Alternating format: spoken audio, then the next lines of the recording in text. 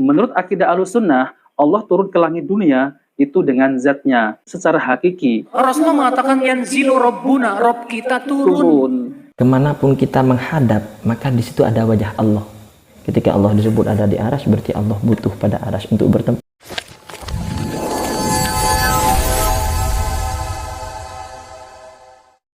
Assalamualaikum warahmatullahi wabarakatuh. Berjumpa lagi di channel An-Nasihin Belaga. Kali ini saya akan memaparkan tentang akidah Ahlus Sunnah wal Jamaah, akidah mayoritas umat Islam, pengikut para sahabat, pengikut para salaf, dan pengikut para ulama setelahnya di channel Cahaya Hidayah ditampilkan pembahasan tentang Allah Subhanahu wa Ta'ala turun ke langit dunia di sepertiga malam. Namun itu penjelasannya sangat jauh melenceng, tidak sesuai dengan akidah kita umat Islam. Bagaimana videonya? Mari kita lihat. Menurut akidah Ahlussunnah, Allah turun ke langit dunia itu dengan zatnya secara hakiki, namun sesuai dengan kebesarannya, dan tidak ada yang mengetahui caranya selain Dia.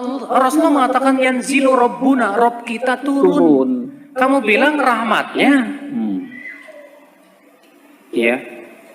Sudah gitu Allah mengatakan di sepertiga malam Terakhir. Emang menurut kamu rahmat Allah turunnya cuma sepertiga malam doang?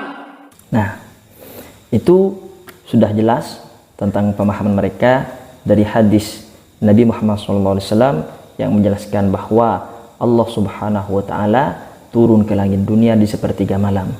Namun tidak sesuai dengan akidah kita, karena mereka mengatakan Allah turun ke langit dunia. Namun bagi kita, keyakinan kita umat Islam itu berbeda. Mari kita paparkan dan kita luruskan.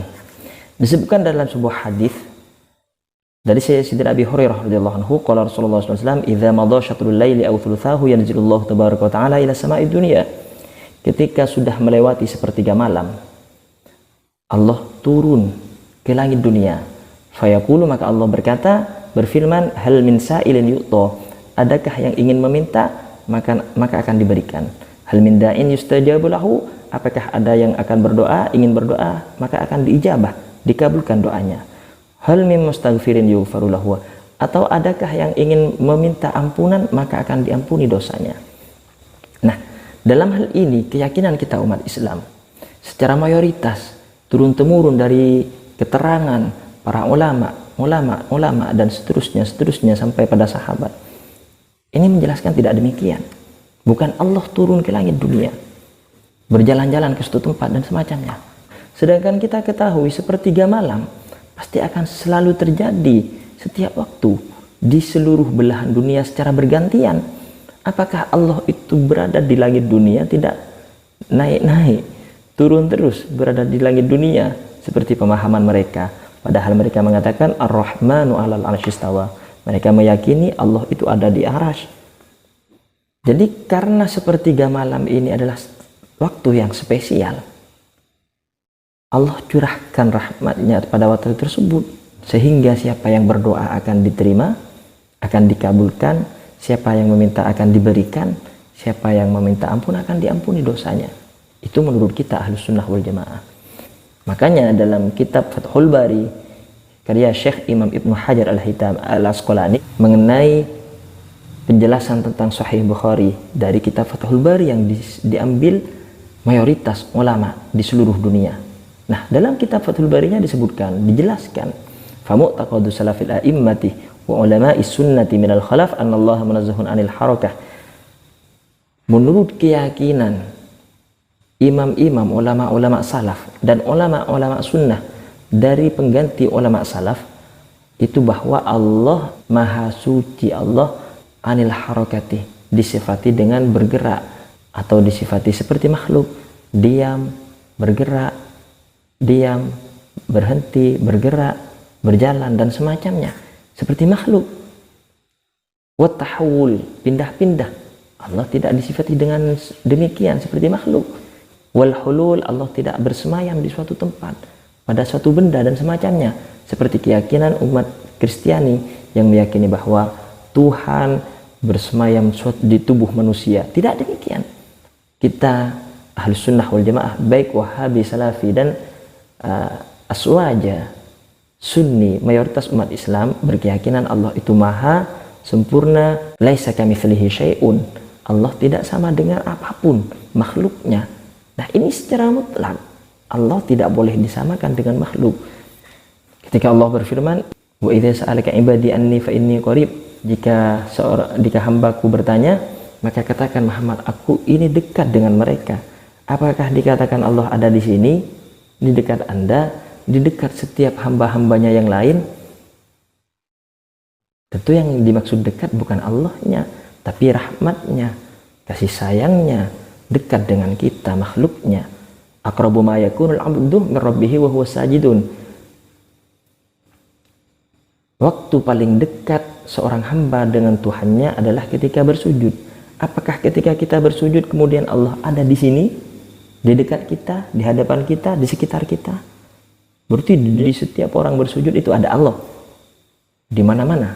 Tentu tidak demikian pengertiannya. Artinya Allah dekat rahmatnya dengan makhluknya, dengan hambanya. Seperti Allah mengatakan turun ke langit dunia di sepertiga malam, artinya Allah mencurahkan rahmatnya di sepertiga malam. Makanya disuruh berdoa. Di sepertiga malam disuruh berdoa. Seperti halnya ketika bersujud, seorang hamba begitu dekat dengan Allah Subhanahu wa taala, maka disuruh berdoa. Fa'aktsir du'a fihi. Maka kata Rasulullah, perbanyak doa dalam sujud ketika bersujud, karena seorang hamba begitu dekat dengan Allah ketika bersujud. Artinya rahmat Allah begitu dekat ketika kita bersujud. Misalkan ketika kita dekat dengan seorang presiden, dengan Bapak Jokowi misalnya.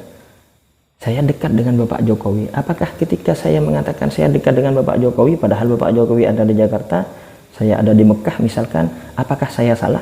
Apakah saya mengartikan bahwa Bapak Jokowi ada di dekat saya di sini? Tentu tidak. Itu bukan menjelaskan tentang posisi Bapak Jokowi secara fisik dengan kita. Ketika hamba pergi kepada Allah, yamshi, berjalan, maka Allah pergi kepada hamba itu secara harwalatan, secara lari, sambil lompat-lompat. Apakah diartikan demikian? Kita berjalan kepada Allah, kemudian Allah lari-lari datang kepada kita. Tentu itu hanya kiasan, bukan diartikan secara harfiah, secara zahir lafalnya, tapi secara kiasan. Kemudian fa'inama tuwallu fathamma wajhullah. Kemanapun kita menghadap, maka di situ ada wajah Allah. Apakah berarti ketika saya menghadap ke kamera, wajah Allah ada di kamera, ada di muka, ada di hadapan muka Anda, ada di hadapan orang-orang? Tentu tidak demikian maksudnya. Fa'inama tuwallu fathamma wajhullah. Kita menghadap kemanapun, maka di situ ada rahmat Allah. Jangan diartikan wajah. Kita jangan menggambarkan secara fisik Allah turun ke langit dunia. Demikian juga ketika disebutkan Allah itu dekat, kemudian dikatakan kemanapun kita menghadap di situ ada wajah Allah. Kita jangan menggambarkan itu sebagai fisik Allah yang dimaksud.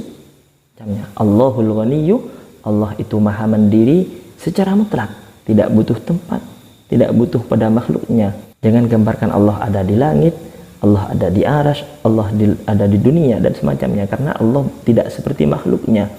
Jangan kita anggap Allah itu butuh tempat, butuh pada makhluknya, karena secara mutlak, secara total Allah sama sekali tidak butuh pada makhluknya. Ketika Allah disebut ada di arasy, berarti Allah butuh pada arasy untuk bertempat. Seperti halnya makhluk, kita manusia butuh tempat di bumi sebagai pijakan, sebagai tempat, butuh ruang dan semacamnya. Jangan menggambarkan Allah berada di suatu tempat, tapi Allah itu ada.